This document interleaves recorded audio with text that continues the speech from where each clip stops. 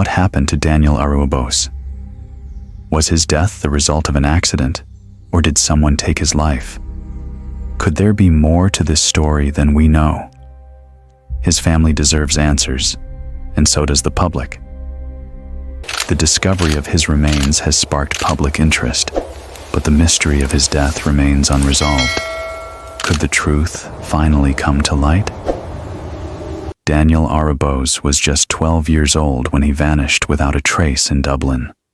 Born into a tight-knit Nigerian family, Daniel had a bright, promising future ahead of him. He lived in the suburbs of Dublin, attending a local school and playing with his friends in the streets. Nothing about his early life hinted at the tragedy that would unfold in 2015. On the 15th of June, 2015, Daniel was last seen leaving his home in the early evening. He was expected to return by nightfall, but that never happened. His mother, who had been waiting for him, grew increasingly concerned when the hours ticked by with no sign of Daniel. By 9 p.m., she had called the police, and the search began. Initially, everyone believed that Daniel might have wandered off or stayed late with a friend.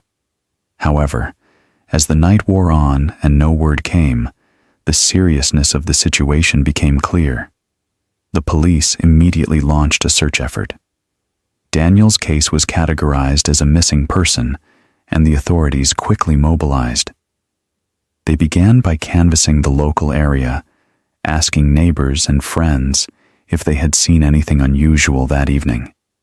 His mother, desperate for answers, reached out to local news outlets, urging anyone with information to come forward. The community rallied around her, hoping to bring Daniel home. The first few days of the investigation provided no significant breakthroughs. There were no signs of forced entry at Daniel's home, and no evidence suggested that he had been abducted. Police checked surveillance footage from nearby shops, but Daniel was not seen on any of the cameras. Friends and family were questioned, and everyone in Daniel's circle was puzzled by his sudden disappearance. His disappearance did not fit any common pattern, and no leads were found. As the days turned into weeks, theories about Daniel's disappearance began to emerge. Some speculated that Daniel may have run away, perhaps due to a domestic issue, or because he had grown tired of his routine. His mother, however, adamantly rejected this idea. Daniel had always been a bright, respectful child, with no history of running away. His family believed that he had no reason to leave, and that something had to have happened to him.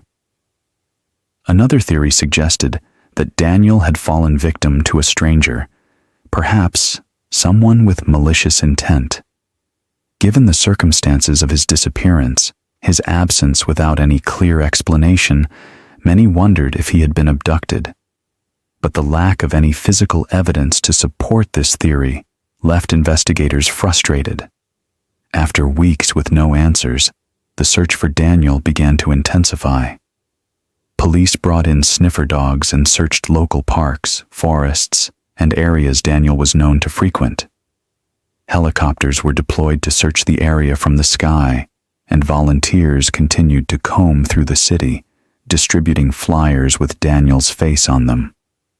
The case began to draw widespread media attention, but despite the tireless efforts of the community and police, there was still no sign of the young boy.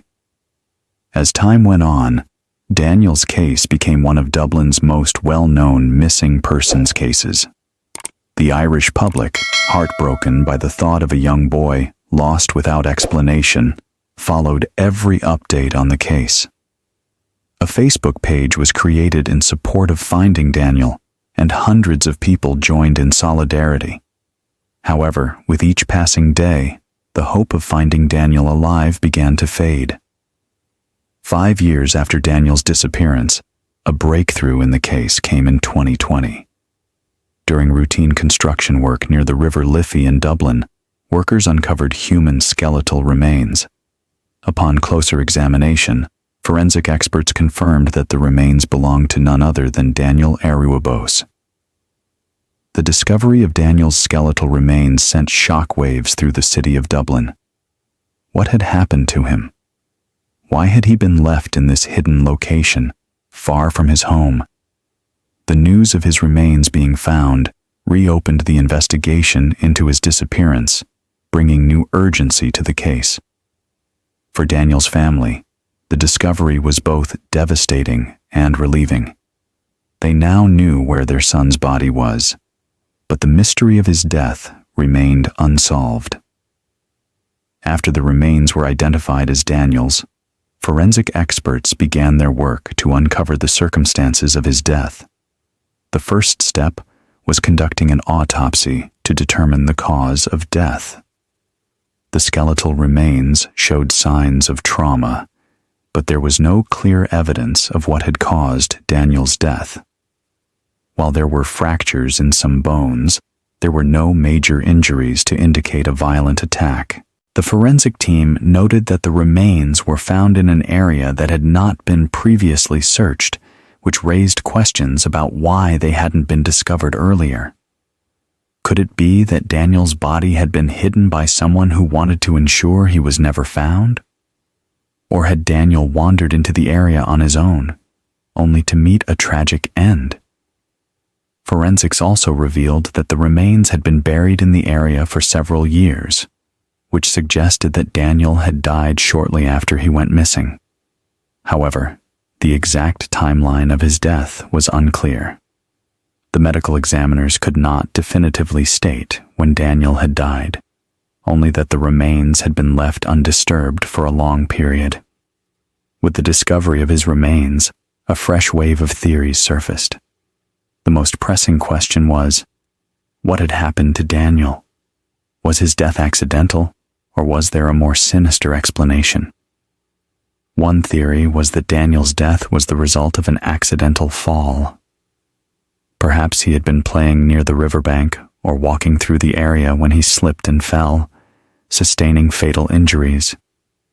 However, this theory did not explain the lack of signs of struggle or the fact that Daniel had been hidden in a remote location. If it were an accident, why had no one found him sooner? Another theory that gained traction was that Daniel had been abducted. The idea that someone had taken him and left his remains in a secluded spot was troubling, but plausible. Some believed that Daniel had been targeted by someone who knew he was vulnerable and had planned to harm him. But without physical evidence tying anyone to the crime, this theory remained speculative. A third theory suggested that Daniel's death was a tragic case of being in the wrong place at the wrong time. Could he have stumbled upon something dangerous or been in an area where he wasn't supposed to be, which led to his death? His remains were found in a hidden area far from where he was last seen, which hinted at the possibility that he had been intentionally hidden. With the discovery of Daniel's remains, the investigation into his death was officially reopened. Authorities focused their attention on gathering any potential clues that might lead to an arrest. Forensic experts re-examined evidence, and the police once again canvassed the area where Daniel's remains were found, hoping to uncover new leads. Despite the efforts of the authorities, there were still no clear answers about what had happened to Daniel. No one had come forward with any new information, and no suspects had been identified. The case remained unsolved, leaving Daniel's family in a state of limbo. If you want to stay updated on this case and others like it, make sure to subscribe to Crime Documentaries and hit the notification bell. Share your thoughts in the comments below. What do you think happened to Daniel Aruebose? Join us in seeking justice for him, and let's keep the conversation going. Daniel Aruebose's story remains one of Dublin's most tragic and mysterious cases. His family continues to search for answers, and his memory lives on. Until next time, stay safe and never stop seeking the truth.